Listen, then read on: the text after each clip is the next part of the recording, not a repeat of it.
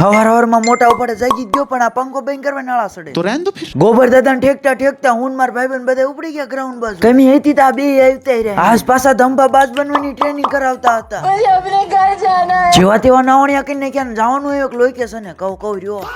ઘરે થોડોક સામાન મગાવ્યો એટલે જવું પડશે રતનપરના ઢાળે અડધી કલાકથી રતનપરના બસ સ્ટેન્ડે બેઠો હતો ને પછી મંકી શેઠ નો ફોન આવ્યો તારો સામાન તો ટાવરે હું ગાયે ઘા ટાવરે વી ગયો નાથ મારી વાઈટ જ બેઠો હતો અહીંયા હવે મને નથી સમજાતું મને અંગ્રેજી ના આવડતું કે પેલિંગ ખોટો લખ્યો છે પાછા મંકી શેઠે આપણને જમાડી દીધા હાશ મહિલા અહીં રાંધવું નહીં પડે ભલે ગમે એટલું ખાઈ લીધું હોય તો મુખવાસ ખાવાનો થાય જ છે રૂમે પોગીને 2 લીટર શરબત કરી નાખ્યું ને આ બે ને પૈદો નકર વાસણ માર ધોવા પડશે गजब। પાછા 6-7 પ્રોગ્રામ લખી લખ્યા ને આપણું ચાર્જિંગ થઈ ગયું પૂરું હાંજે પાછા કરિયાણાની દુકાને આવી ત્યારે અહીં થાય છે 5-7 કરોડ નો ખર્ચો એકાની રાણી લઈ લીધી ને મેન માર ભાઈબંધ ને અમર થાવ જડીબુટી સાંટ લીધી હાંજે સણા સુઈદરા કાઢતા તમને દેખાણું ડાયનોસોર નું બસું એ ઘણું જગાડ્યું પણ આખી રાત ફોન માં વાત કરીને અત્યારે જાગતું નથી અમે આપેની ટીકાને શાક ખાઈ લીધું ને તેમ ફોલો કરતા જઈયો